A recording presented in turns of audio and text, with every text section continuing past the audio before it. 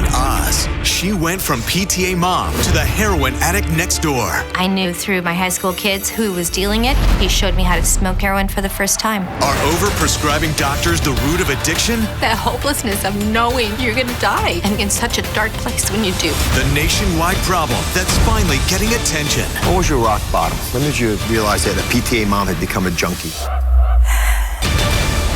Coming up next on Dr. Oz.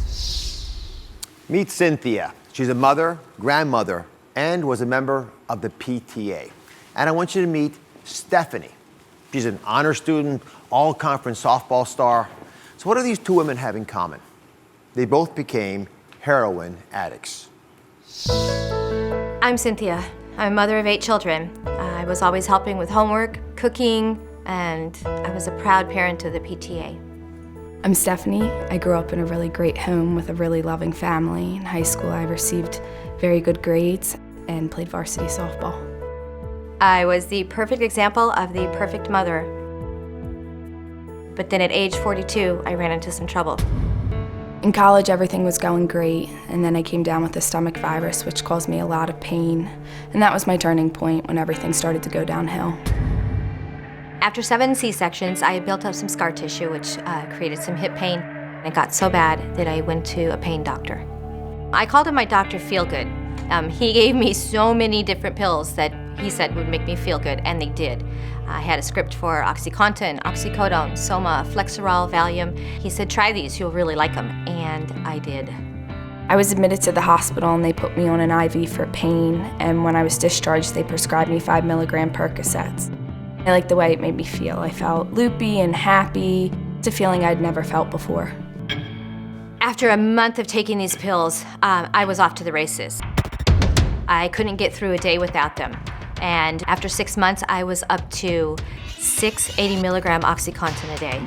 Back at college, a friend introduced me to 30 milligram Percocet, which is 6 times more powerful than the 5 milligram Percocet that I was prescribed. I crushed it up and I snorted it. The feeling is indescribable. I felt like I'd found my best friend. Then my Dr. Feelgood left town, and the doctor that took over his practice took one look at the amounts of prescription pills that I was taking, and she said, oh, hell no. And she started cutting me back right away. But at that point, it was too late. My addiction was in full bloom. I'd gotten so bad in my addiction that I started to steal from anyone that I could. My parents from every job that I ever had, and then the pills dried up. Ultimately, I ended up on heroin.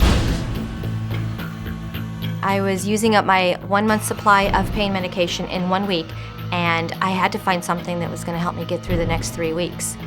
I knew through my high school kids who was dealing it, went over to his house, picked up some balloons, he showed me how to smoke it, went home to my garage, and smoked heroin for the first time. I was in heaven. It was a euphoric feeling. My boyfriend introduced me to heroin. At first I didn't want to try it because I thought of it as being dirty, that I was better than that. But it was cheap and it was available, and I needed it all day, every day. Heroin was cheaper to get and easy. I found that I could sell 1 of my 80 milligram OxyContin and get enough heroin for 3 days. It was more bang for my buck, and for me at that time, it made complete sense. I had always tried to be the perfect mom, and I realized I was nothing but a heroin addict. Here I was, the all-American child. I grew up in a great home. I ended up a heroin addict. I felt guilt, I felt worthless, I felt alone, I felt scared. Just that hopelessness of knowing you're gonna die. And being in such a dark place when you do.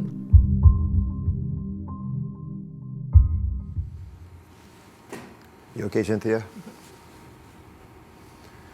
What was your rock bottom? When did you realize that a PTA mom had become a junkie?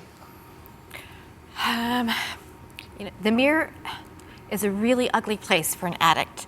I had stopped looking years ago, and I got out of the shower one time towards the end of my addiction, and I actually caught a look at myself in a full-length mirror. I weighed 95 pounds. The skin was hanging off of my bones, and for some reason, I knew in my heart that look told me I was dying. And all of a sudden, I didn't want to die. And Stephanie, what is it that heroin gave you that you couldn't find anywhere else in your life? Heroin gave me that filling the void that was so empty inside me. I felt like an empty shell. I was hollow inside, and what heroin gave me was it would fill that void, and it became my best friend. It took over what my family used to do, what everyday life used to do. That's what heroin began to do for me. I thank you both for coming here and being very honest about this. I know some of this is going to be uncomfortable, but it's so important to our nation, especially now. Then you bring in an addiction specialist. He's a former heroin addict himself, Seth Jaffe. You've been listening to the story of Cynthia and Stephanie. You've heard many others very similar to theirs as well. How does this happen? How does heroin addiction occur in people who otherwise seem to be upstanding citizens and free of even risk of this problem? Well, first of all, I want to thank you for pulling back the curtain to the faces of addiction in our new millennium. And I want to say how courageous it is for these ladies to come on here. And that was very powerful watching that and to share their story, to try to help others. I want to say that.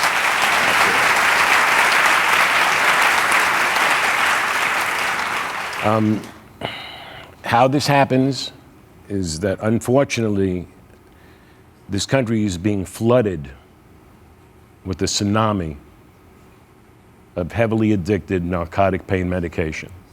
And this tsunami is not going back into the ocean. I'll tell you what this country needs. This country needs an intervention. That's what this country needs. This is here to stay.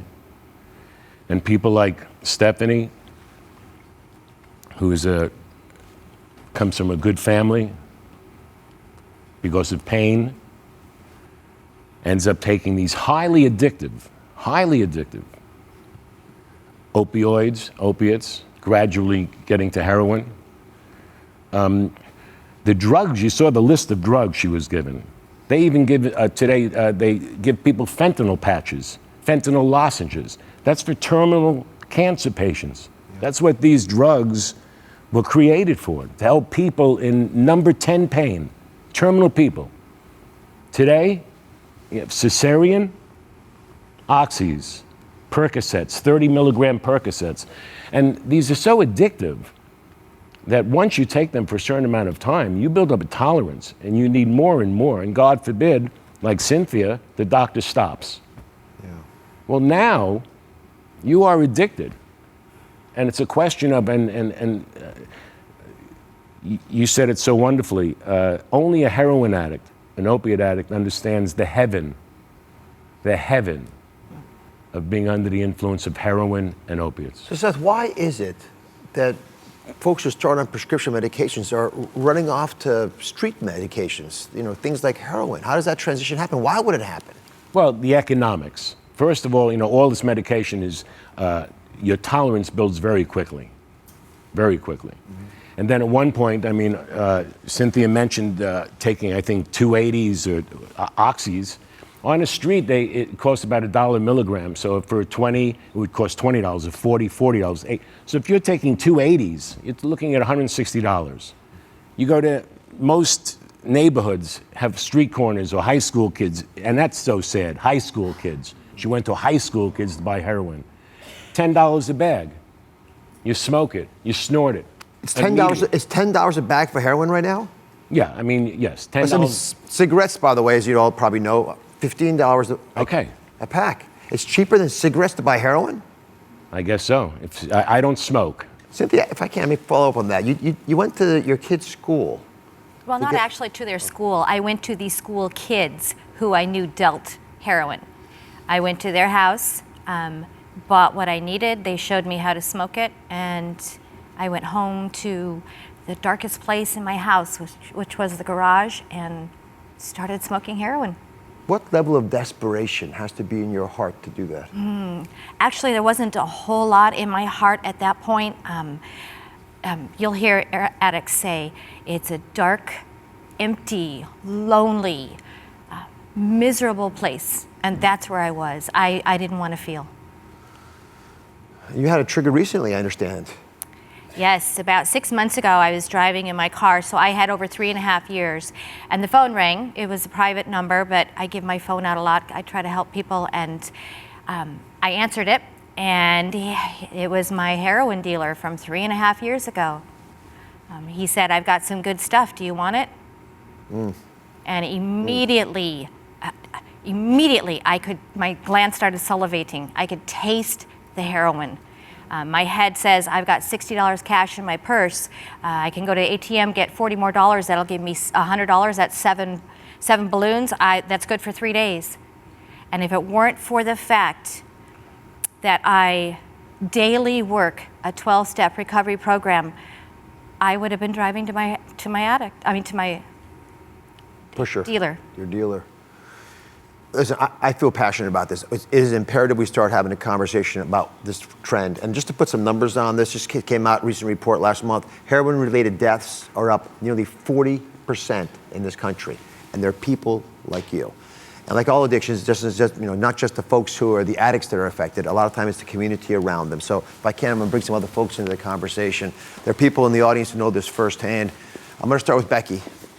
If you look at Becky carefully, you'll notice her, you'll recognize her because she's Stephanie's mother. And she looks just like you, by the way, you're both very beautiful. What's it like to watch your daughter struggle the way she did? When she was in the throes of her addiction, it was really like living in the eye of a tornado. And I'm a nurse and a mom, and nurses and moms are supposed to be able to fix everything. And my husband and I did everything we could, and we couldn't fix it. It was sort of happening and unraveling in front of us. She's been clean now over 2 years. And at the time, 3-4 years ago, when she was in the throes of her addiction, we didn't know where to go to help, for help, where to turn to, who to turn to. And I just thought it was like so simple, just stop doing the drugs. And I didn't really realize how long it takes to actually heal from this disease. And it is truly a disease. But she's really my hero now.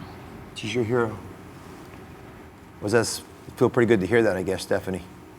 It does. We had a very strained relationship, and for me to be able to forgive myself first and then go up to my parents and ask them for their forgiveness for everything that I put them and the rest of my family through, and for them to forgive me and welcome me back into the family and understand this disease as well. They've been very understanding. They've been by my side and been very supportive.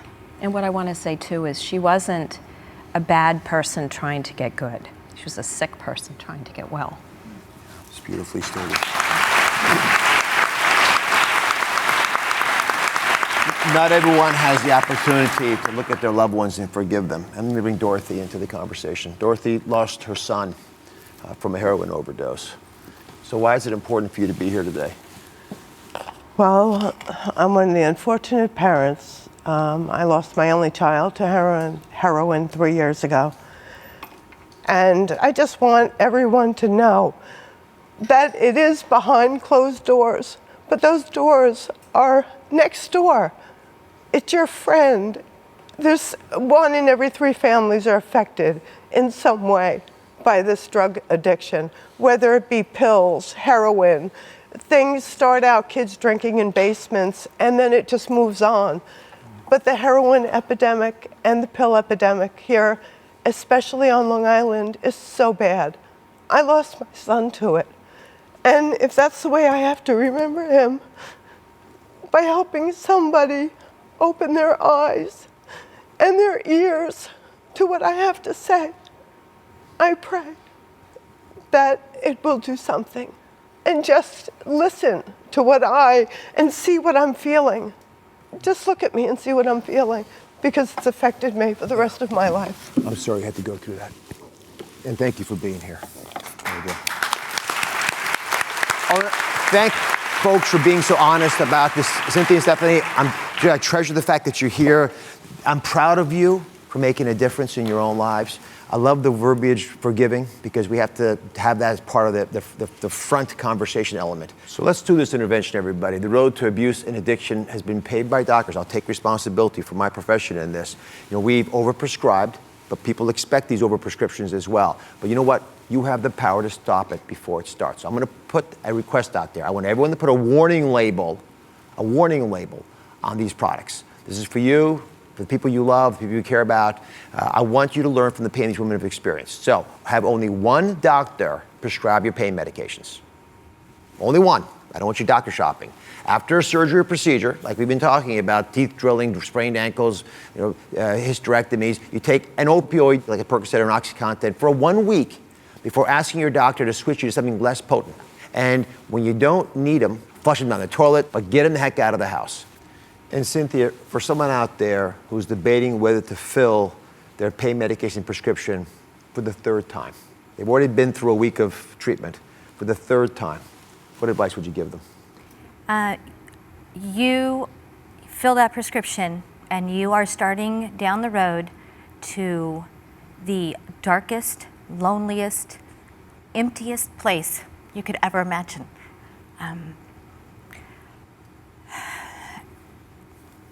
Some people have to experience that on their own. If we can save one person from going that way, we are doing what's asked of us. There is a solution. You do not have to live as an addict. There's never going to be a cure to this disease, but I know what I need to do to keep it in remission. Thank you very much. Thank you. Thank you very much to all of you, Seth, as well, to other members of the families. We'll be right back.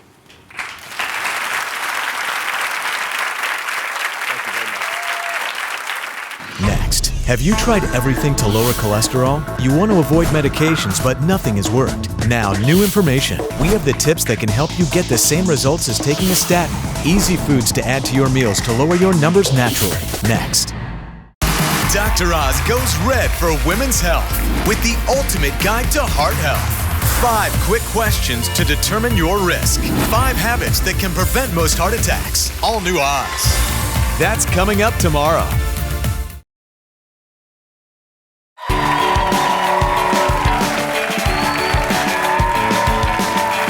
It's February, Heart Health Month, which of course is like my Christmas. So all month long, I'm putting a little love in your heart. And today, I'm giving you real concrete ways to cut down your cholesterol right now by up to 20%. Joining me are Linnell and Heather. They're friends. They work together as teacher's aides at the same school, and they both happen to have high LDL levels. Would you mind sharing your numbers? 182. 182. 159. So both those numbers are obviously higher than we want. Ideally, be less than 100 even, but you don't have to quite get there. We sort of head in the right direction. So Linnell, what have you tried to get your LDL cholesterol down? I've been looking on the internet to try to get some information. I feel like every time I try to do something, it never works, and I give up. So I've been trying to figure out what the LDL and the HDL is, which I have no idea what that is. So let me help you with this a little bit. Okay. Just real quickly. LDL are imagine a big Thanksgiving float, big fat thing, and it bounces into the buildings.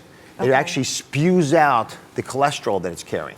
So as it's going down your arteries, it's spilling junk into your body you don't want to have there. Okay. The HDL is the good stuff. It's like Mighty Mouse. Da-da-da! It grabs all the cholesterol and takes it out of your body, so you don't have to worry about it. So you want not too much LDL, but as much HDL as you can get. Okay.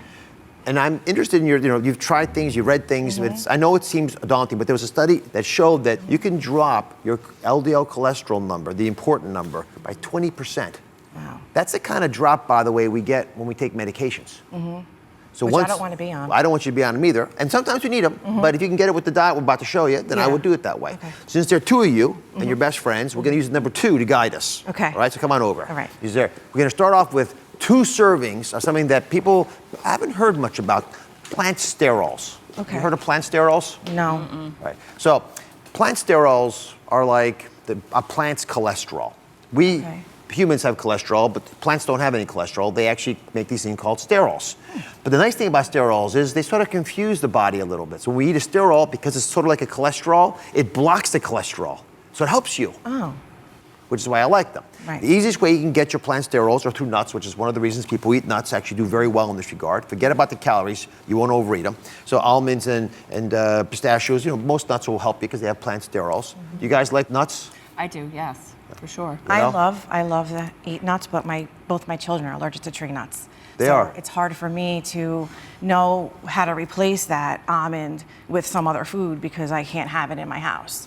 So there are a lot of folks who have issues with nuts. Either they don't like the taste or they have allergies. So there's lots of fortified foods out there with plant sterols. Okay. A lot of buttery spreads will have plant sterols. Just look, it'll say it right on the label. There's orange juice now with plant sterols in it. They're fortified. Is the buttery spread like margarine? Like a margarine, yeah. Oh, okay. But they're fortified with plant sterols or made with plant sterols. Oh, okay. So actually they're quite good for you. And you can try either of those forms. Again, you want to try, if you can, to get 2 servings of that a day. Okay. Come on over. Next, I want you to have 2 meatless meals per week. Again, number 2 is the key one. Okay. So I understand you guys are sort of meat eaters. Heather, you in particular? Yeah. This is a picture of Heather's family. This is big meat eating people, you can tell. Yeah, well, you see my husband. So folks who eat animal fats have more cholesterol in their diets, which is not a problem sometimes, but it is other times it is a problem because if you have high LDL cholesterol, you can bump it a bit higher with these animal fats that have cholesterol in them. So what you can do is eliminate the animal fats, just 2 meals a week, and replace them with vegetables which have the sterols I was talking about. They don't have any of the fats. So pinto beans, black beans, kidney beans, all wonderful replacements. You can make lots of meals on DrOz.com. We got tons of recipes for these. Okay. I'm not telling you to give up all your meat. I'm asking you twice a week to switch out the usual meat and potatoes for these kinds of more vegetable-based meals, and it'll help you get there. Okay. Okay. Okay. Good. Okay? Yeah, yeah. And if your husband complains about gas, just wash the beans. Oh, just wash them. beans. Yeah. Okay. So otherwise, they'll blame it on you. Well, Right, I have to their look fault. up the recipes with the beans because he might throw. All right. Yeah. All right. Now, I asked the Cooking Network's Kelsey Nixon to help deliver the next step to lowering your cholesterol now. I like to incorporate fish into my weeknight meals at least twice a week. Personally, salmon is a favorite. I love that it's a fatty fish full of healthy omega-3 fatty acids. It's good for me, it's good for my family, and it tastes delicious. Don't be afraid of exploring your fish market. Get out there and see what they have to offer. Kelsey is absolutely right. Fish is delicious. I want you to have 2 fish meals per week. It's another great way to replace some of those saturated fats we're talking about from animals with the fish. And the fish has omega-3 fats in them, which have a separate good benefit. They actually help the HDL cholesterol we touched on earlier. Good. So you get less of the bad, more of the good, which is what you want. If you don't like fish, just get omega-3s in a pill form. They work for you as well. Okay. I loved having you, Ami. Thanks for being here. Thank you. Thank you. Thank you so much. I want you all to stay in touch, by the way. I want to know what your LDL levels are. Let's do this Absolutely. experiment as a nation for Heart Month. Yes. Okay. 2 times the love in your heart. If you do it right, it'll keep you kicking for a whole lot longer as well. I'll be right back. Next, are you looking to replace that cup of joe with something healthier but still get that morning jolt? Medicine hunter Chris Killam is here with 3 natural energy boosters from the Rainforest. Healthy alternatives to kick your coffee and energy drinks to the curb. Next. This February on the Dr. Oz Show. Heart disease. You have the power to beat it. Put a little love in your heart. All month long, the ultimate guide to heart health. Feel young and energetic. Be there for your family. Stay active for your kids. You control your health. You control your destiny. The power to save your heart is in your hands. All this February on the Dr. Oz Show.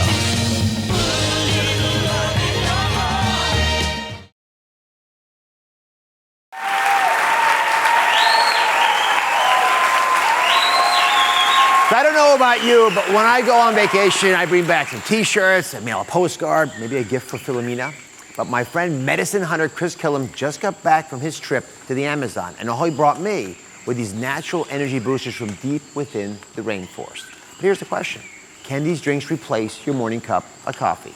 Take a look. Hello, Dr. Oz. It's Chris Killam calling out to you from the great Amazon rainforest in South America. The Amazon rainforest is home to about 80,000 higher plants.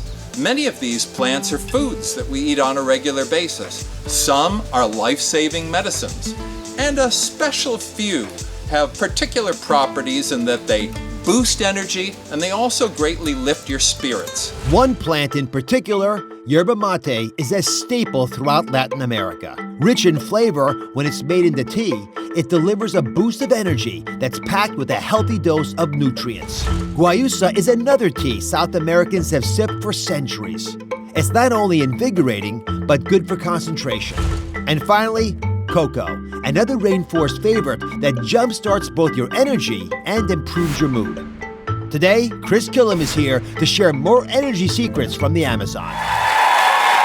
Medicine hunter Chris Killam, come on out.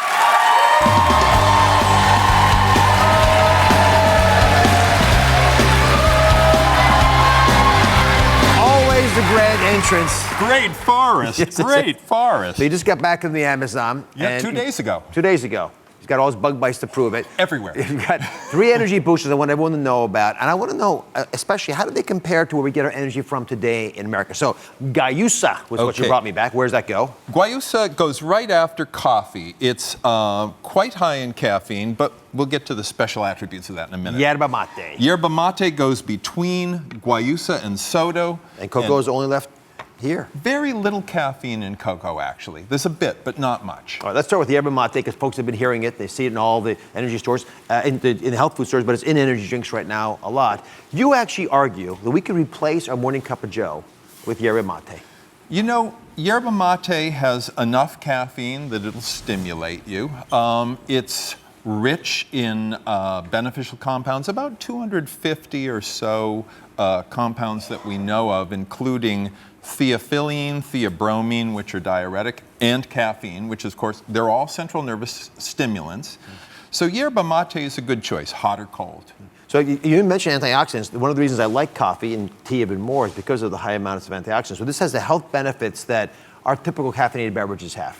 Right, right. Can I have one little bit of word of caution? There have been some studies on yerba mate now, because it's widely used. People drink tons of it. I'm talking about liters a day, and if they're also smokers especially, they're more likely to get cancer. So, if you're going to drink the stuff, it's like a once every other day kind of treat, not the liter a day that these studies looked at. Okay, next you brought something called Guayusa to us. This is something that we have not heard of much. It's a super leaf, that's what it's called, where it comes from. It's the second most caffeinated beverage, as you pointed out over there. It is. It has more caffeine than yerba mate, but it also is rich in L-theanine, which is a tranquility-promoting amino acid. So they call this stuff night watchman. You can drink lots of this. I've sat around with natives and drunk huge gourds of it. And even though you get a nice lift, you don't get that jittery kind of shaky feeling because of the L-theanine. So I think Guayusa is well on its way to being a superstar. I love the flavor, I love the lift, and no nervousness. No. Taste is appealing. Oh, yeah. So with this, I can get jacked up but be calm. Jacked up? Well, yeah. I'd like to say a nice, smooth, easy lift and be calm.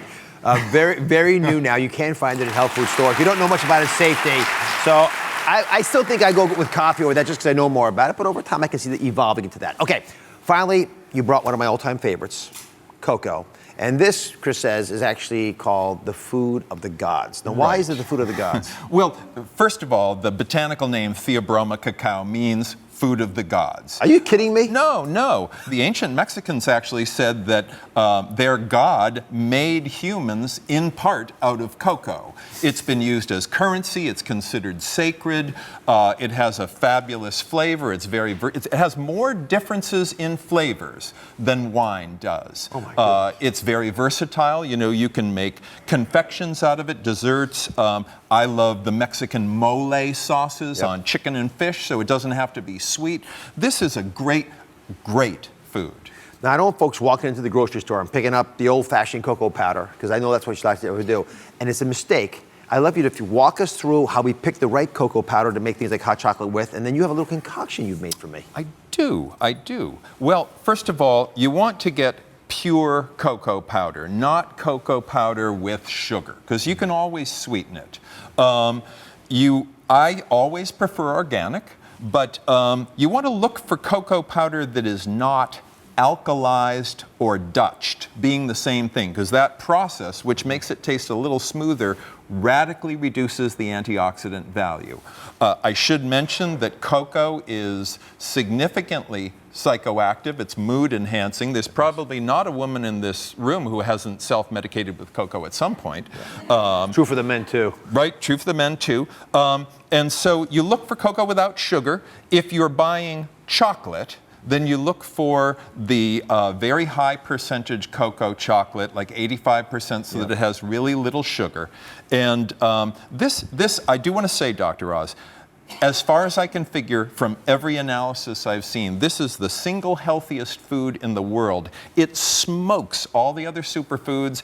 It embarrasses the super berries and red wine and green tea. This is the stuff. It's a very competitive bean. All right, so show me how you make your version of hot chocolate we can all start using, and maybe as a replacement to our coffee. Yes, yes. Although I don't want to replace my coffee, but I use almond milk. I'll use some honey. I'll use a little bit of vanilla extract, and I like to use a lot of cocoa. So I'll use a couple of tablespoons full and blend it up, and you get a nice, rich drink. You know, I would combine these. That's what I do. You do? I take a nice, big, strong, bracing, shake the change out of your pockets cup of coffee. That's this. I throw in a bunch of cocoa, blend it up, and then you got, you know, the real deal. Let's just see. Yeah. This is the deal. We found gold, the food of the gods. The final list, 10 more natural energy boosts. You can go to DrOz.com. Be right back. I love having you on. Thanks so much. Next, you want healthier food choices but can't find them at your local market. And the cost? Your search is over. Online grocers are offering natural and organic products delivered right to your door. Saving money on health food is just a click away. Next. Dr. Oz goes red for women's health with the ultimate guide to heart health. 5 quick questions to determine your risk. 5 habits that can prevent most heart attacks. Plus, ways to help prevent you from aging faster than you should. All new Oz. That's coming up tomorrow.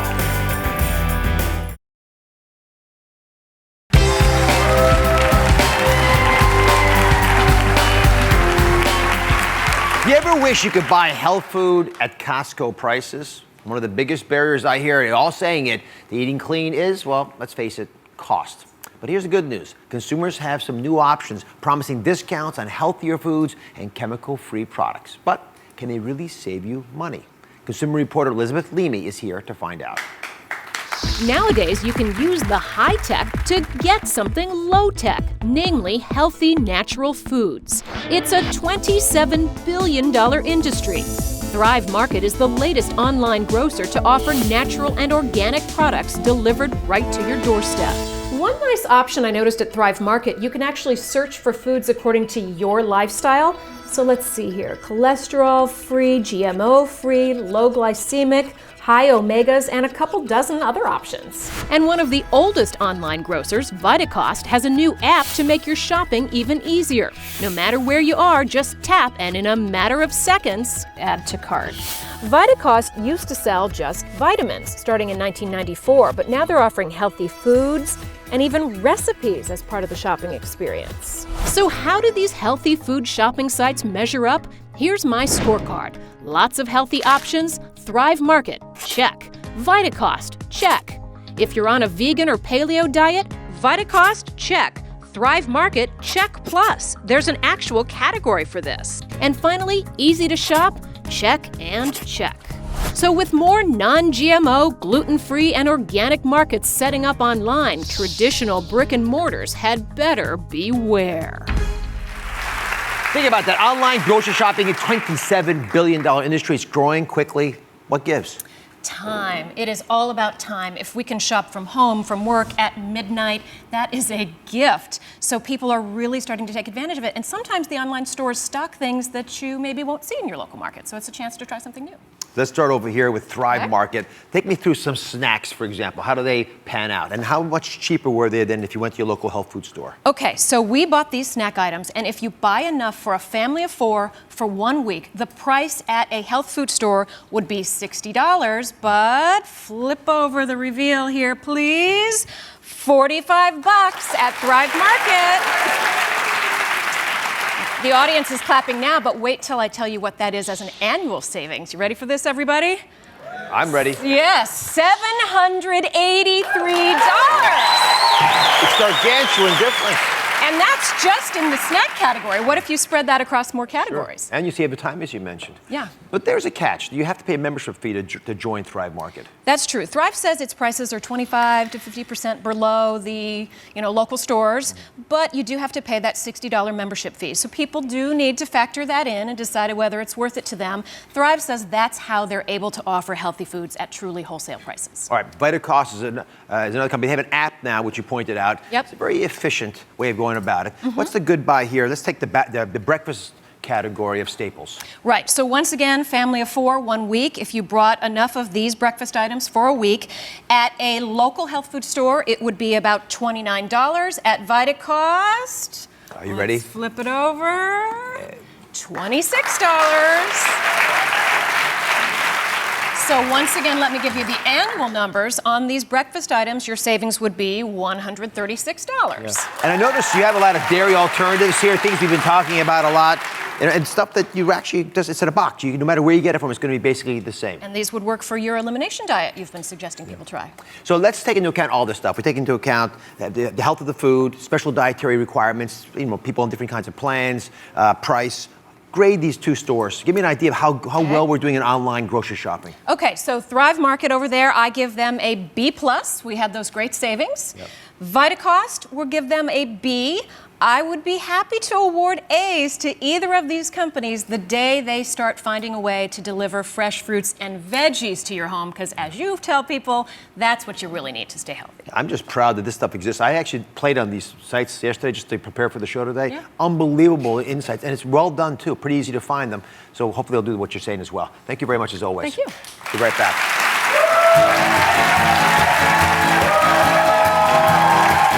Coming up next, how often do you have trouble going to the bathroom? When you're constipated, do you find yourself asking why? Taking the guesswork out of pooping. The surprising reasons for your constipation and what you can do about it. Coming up next.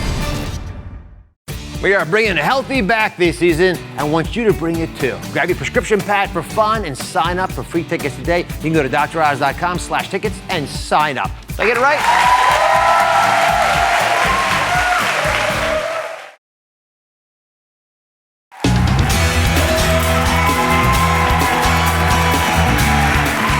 I'm answering the question today, the age-old question, why can't I poop? So let's face it, when you're constipated, right, you become detectives. You're all detectives. You don't go to the bathroom. You start asking yourself things like, what am I doing?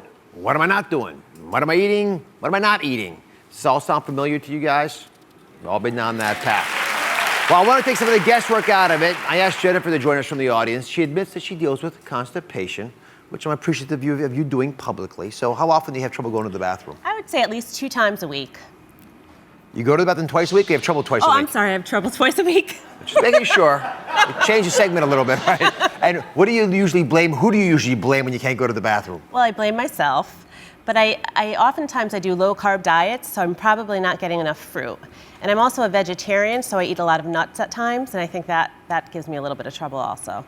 Nuts, I think, are probably a good thing. But let me walk you through the usual suspects, because you covered a couple of them. All right, so not enough water. You all know about that, right? Check? Check. Not enough fiber, you mentioned, you know Correct, that. yep. To be concerned for some people. Lack of exercise, you didn't mention that. Nope. Like because you don't do it or because you don't need to? No, I do it. I just didn't necessarily know there was a big correlation between the two. Everything starts to work, including the muscles of the intestines. Yep. Stress is a problem for a lot of people. Be a problem with dairy, especially if you have an allergy to it or it irritates your intestines, and then pregnancy. So some of these reasons are not so obvious. These are the ones I want you all to know about. So come back here. Okay. I'm going to quiz you. All I want you to look at these less obvious possibilities and tell me which of these evidence bags describe something that might be causing your constipation. And audience, you can join in here. We've got leafy greens, I've got sugary gum, I've got over-the-counter medications, breads, nuts. You mentioned nuts. Mm-hmm. So which ones are problematic? Well, I would say nuts, but you said that might not be a problem, so I could be wrong about that. Iron definitely, I think, would be an issue. Maybe gum if you swallow it. Actually, that's a myth. Let me help you with this because you won't expect this. Okay. It's actually over-the-counter pills that are one of the biggest problems. All three of these, the antihistamines, the iron that you took us off about, and antacids can do it as well. And they do it for different reasons. So I want you to remember these because we use them so commonly in America. Antihistamines dry you up, right? Okay. Including what's in your intestines. Yep. So that can cause a problem. The iron supplements are an issue. It's not a problem if you eat foods with iron. Like these leafy greens have iron in them, not a problem. But you give a high dose, it messes with the bacteria in your intestines, and that can really slow you down in a big way. Plus, it turns this darker color, it panics you.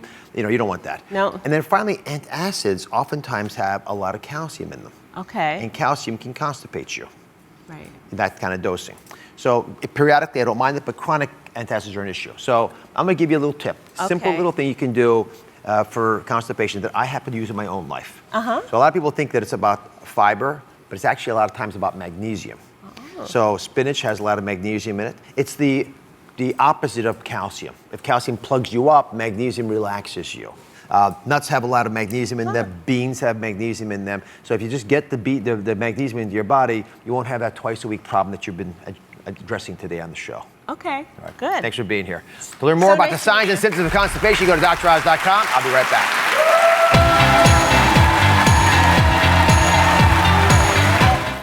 Dr. Oz goes red for women's health with the ultimate guide to heart health. It's been my mission for 6 years to convince you that the cure for heart disease is in your hands. 5 quick questions to determine your risk. 5 surprising habits that can prevent most heart attacks. Plus, would you know the warning signs that you're aging on the inside? Ways to help prevent you from aging faster than you should. All new Oz. That's coming up tomorrow.